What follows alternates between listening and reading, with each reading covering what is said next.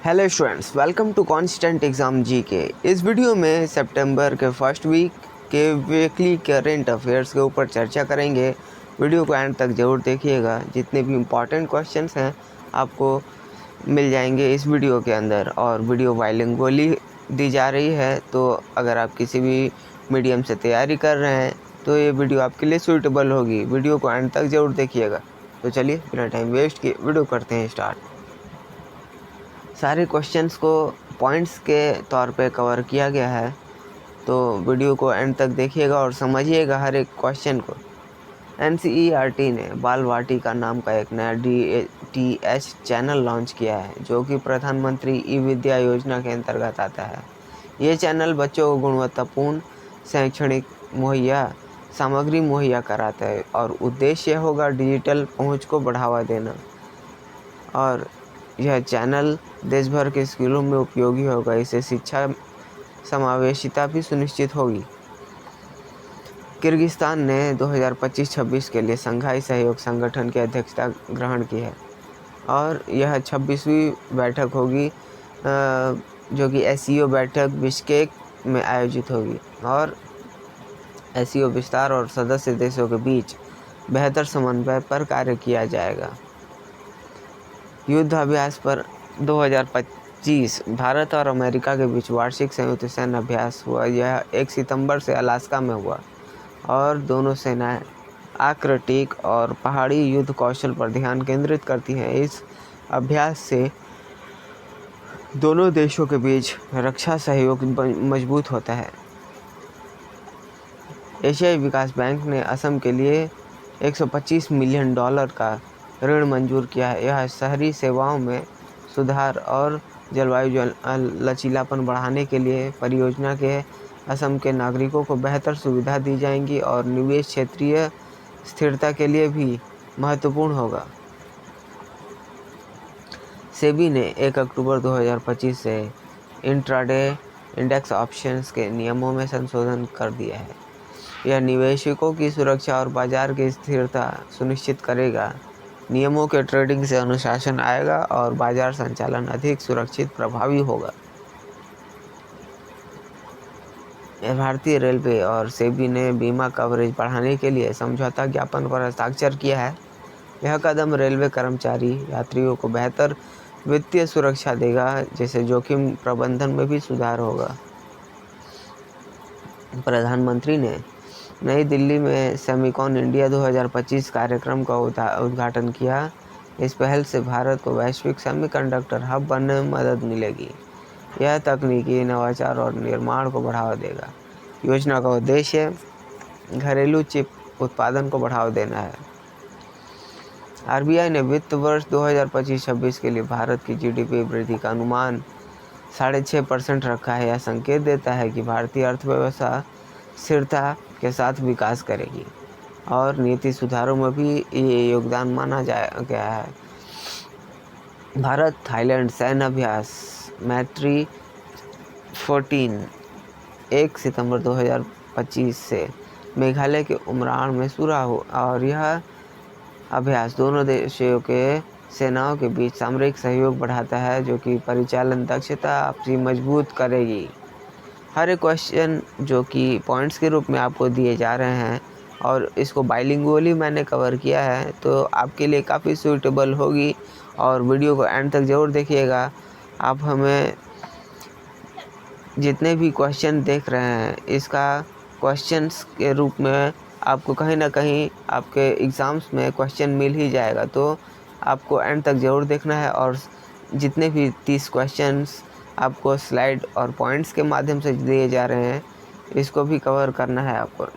Next question है 29वें BWF विश्व badminton championship 2025 का आयोजन पेरिस फ्रांस में हुआ। यह टूर्नामेंट विश्व के शीर्ष बैडमिंटन खिलाड़ियों को एक मंच पर लाता है। प्रतियोगिता विश्व बैडमिंटन महासंघ द्वारा आयोजित की जाती है। भारत ने 2 सितंबर 2025 को विश्व नारियल दिवस मनाया। इस दिन नारियल की खेती के महत्व और किसानों की स्थिरता पर ध्यान केंद्रित किया जाता है। नारियल उद्योग देश की अर्थव्यवस्था में महत्वपूर्ण योगदान देता है, और यह स्वास्थ्य और पोषण में भी उपयोगी है। विभिन्न जागरूकता कार्यक्रम आयोजित किए जाते हैं इसके लिए।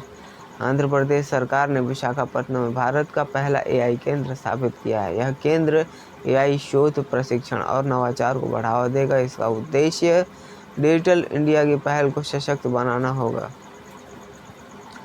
भारत ने 25वें एससीओ सम्मेलन में आतंकवाद, साइबर सुरक्षा और क्षेत्रीय सहयोग पर जोर दिया है। यह संघाई भावनाओं को मजबूत करने का प्रयास था। वैश्विक चुनौतियों पर सहयोग की भी बात की गई है।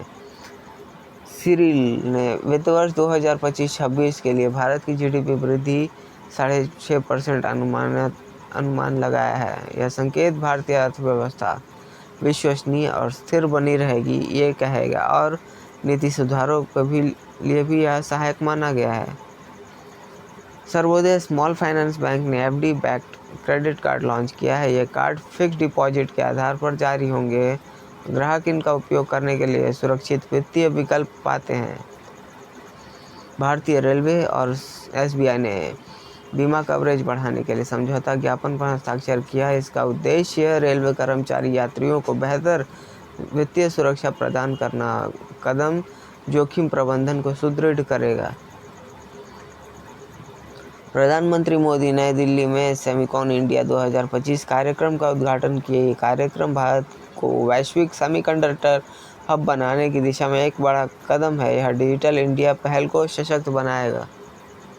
आरबीआई ने एफवाई 2025-26 के लिए भारत की जीडीपी वृद्धि 6.5% अनुमान लगाया है।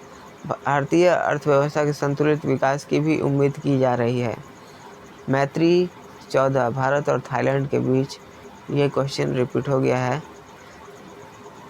29वें BWF बैडमिंटन चैम्पियनशिप, ये भी रिपीट हो गया है। देखिए, कुछ ऐसे क्वेश्चंस हैं जो कि आपको रिपीटेड दिख रहे हैं, उसको भी आप फिर से ज़रूर कवर कर लीजिएगा, क्योंकि जब क्वेश्चन रिपीट होते हैं तो आपके मेमोरी में वे कहीं ना कहीं अटक जाता है, यानी आपको याद हो जाता है। तो सारे क्वेश्चन को वीडियो को एंड तक ज़रूर देखिएगा और सभी क्वेश्चन का अटेम्प्ट करिएगा। 2 सितंबर 2025 विश्व नारियल दिवस मनाया जाता है। इसका उद्योग कई ग्रामीण समुदायों का जीवन निर्वाह करता है। नारियल स्वास्थ्य और पोषण के लिए भी उपयोगी है। आंध्र प्रदेश ने विशाखापट्टनम में पहला एआई सेंटर स्थापित किया है और यह तकनीक विकास में क्रांतिकारी बदलाव लाएगा। भारत ने एससीओ की 25वीं बैठक में आतंकवाद, साइबर सुरक्षा पर जोर दिया।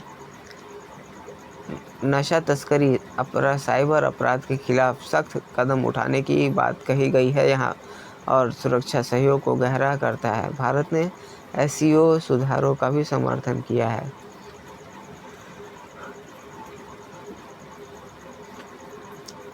एनसीईआरटी ने बाल वाटिका नामक डीटीएच चैनल लॉन्च किया, जो प्रधानमंत्री ई-विद्या योजना का हिस्सा है। इसका उद्देश्य बच्चों के लिए गुणवत्तापूर्ण शैक्षिक सामग्री उपलब्ध कराना है। इसके तहत बच्चों के लिए विभिन्न शैक्षणिक कार्यक्रम आयोजित किए। किर्गिस्तान, ये भी हो ही गया है।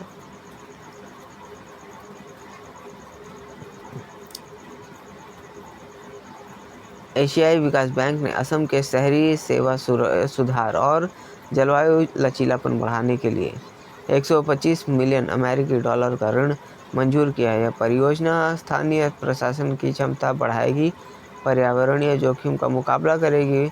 इसका उद्देश्य बेहतर नागरिक सुविधाएं प्रदान करना है और क्षेत्र के सतत विकास में सहायक होगी। सेबी ने 1 अक्टूबर 2025 इंट्राडे ऑप्शंस नियमों को संशोधन करके लागू किया है। नए नियम बाजार को अधिक पारदर्शी, सुरक्षित बनाने के उद्देश्य से और बाजार संचालन की भी गुणवत्ता इससे सुधरेगी।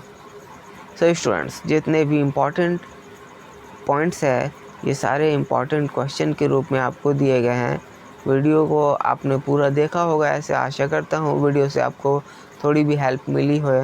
वीडियो पर एक लाइक ज़रूर करिएगा। चैनल पर नया है तो चैनल को भी ज़रूर सब्सक्राइब करिएगा, क्योंकि इस तरह के हेल्पफुल वीडियोस जो कि आपके किसी भी कॉम्पिटिटिव एग्ज़ाम्स को लेकर इम्पॉर्टेंट होते हैं, उन सारे टॉपिक्स के ऊपर मैं वीडियोस बनाते रहता हूँ।